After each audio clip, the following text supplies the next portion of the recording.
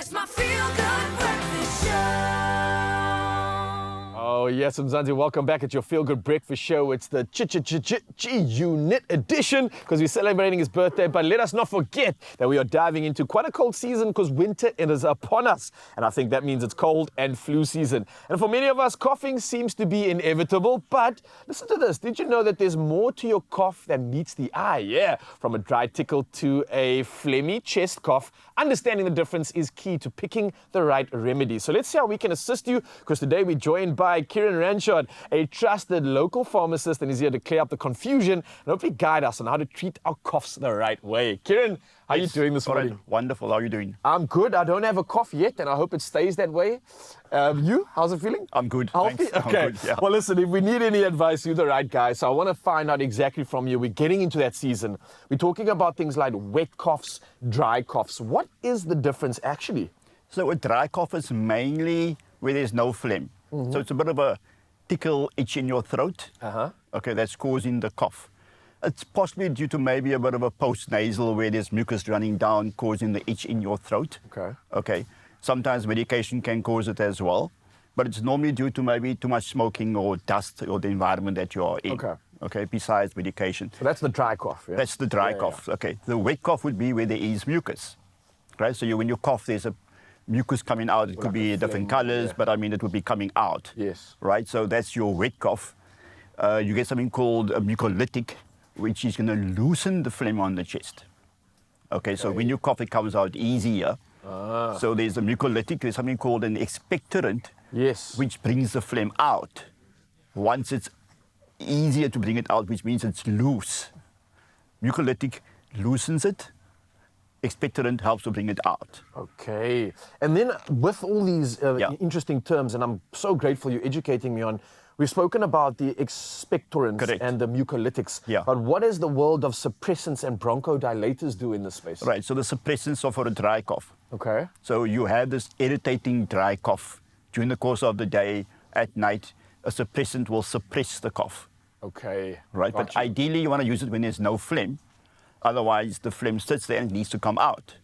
So it's more for that dryness. Some smoking maybe, or medication or something, right?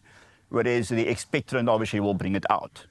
So it's almost like an entourage effect. It's like a step process in terms of dealing with whatever the issue might be, depending on whether it's wet or dry. Correct. So if you come into the pharmacy, I'm going to ask you if you know the difference and what it is, and look at other conditions that you might have possibly that might trigger it. So, and when is that actual moment or point when we should maybe seek external medical advice as opposed to just self-administering the issue? When is that time to call it? I think if it's been going on for maybe, say, let's talk about, say, 2-3 weeks, Yeah. and you are struggling to get rid of the cough, okay?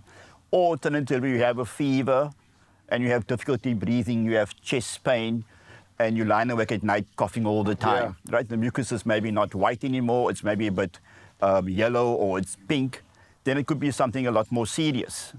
Okay, so the fever and maybe chest pain and shortness of breath, wheezing, is a bit of a prolonged cough. Yes. And you want to just maybe look at options of what it could maybe be more than just your normal cough and sort of phlegm that comes out. I love that advice, man, because obviously once we get to pharmacists, or I mean, the fact that pharmacists are out there, that they're able to care and give us the right sort of solution, I think it's absolutely perfect, man. Well, at the initial stages, yes. Yeah. And obviously, but these trained to decide, okay, whether he's got a fever, no, okay, this is a bit more bacterial, the person's sick, he's sweating, he's not coping with what he has, and he's really struggling, he's losing weight, he's having night sweats, then you look at sort of options of referral.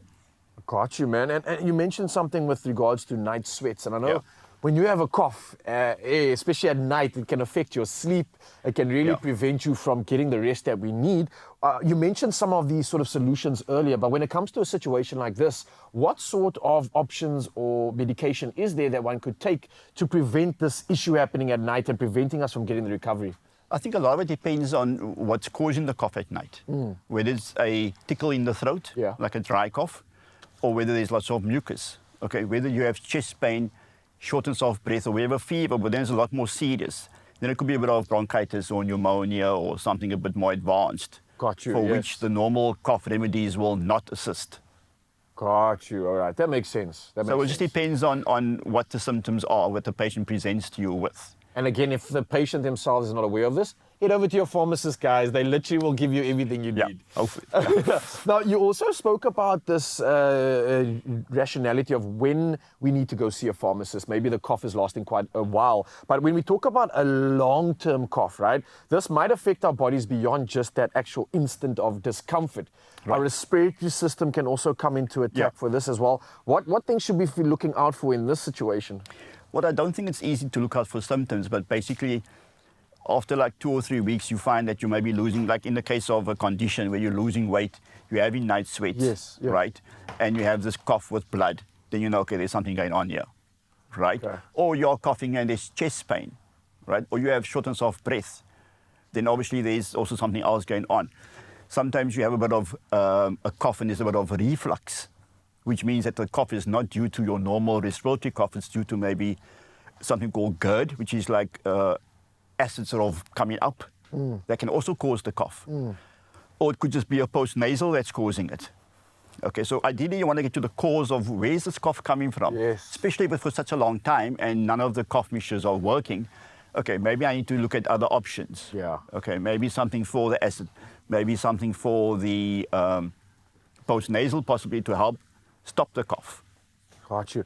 Kieran, I'm listening to you and I'm like, wow, it's making sense. And it really is, man. You're educating us in such a beautiful way. And I think this is perfect timing. So For the thank you season. for having so much advice, pleasure. for being at our doorstep or being at the pharmacy there to Yeah. help us, Yeah. because we absolutely appreciate it. And I think this is so needed right now. Mzansi, I hope you enjoyed that conversation. I certainly did. I feel so much more ready to tackle the season. And I think now that we know how to treat our coughs the right way, here's an option for you that is going to allow you to breathe easier this winter. So if you are wanting more tips, and again, Kieran has come through with so many, but you can stay informed and visit beprepared365.co.za. That's beprepared365.co.za. And while you're at work, your pharmacy is going to be working for you. So all you got to do is, if you are in the situation again, or you're feeling like any of these symptoms are yours, ask about the ADCOCK Ingram OTC Winter Survival Pack. This is your go-to for trusted seasonal support. Plus, it gets even better. You stand a chance to win 2,000 Rand. And all you got to do is simply reply to the competition post on the Expresso social pages and tell us how you treat your cough when you are sick. Now, don't forget to use the hashtag ADCOCKOTCWinter in your competition, and it closes on Sunday. Your T's and C's do apply and can be found at expressoshow.com. But Kieran, thank you for allowing us to be Pleasure. more educated to tackle the cold season ahead. Okay, thank you much. Appreciate you, man. Okay, thanks. Thanks for that, bro. Don't go anywhere. You can chill for now. Oh. Bask in the ambience and enjoy your moment, man. You've just served the country, and you should be proud of that, bro. Thank you, and we appreciate it. Mzansi, we've equipped you. Let's get some clothing on and warm up from the outside now.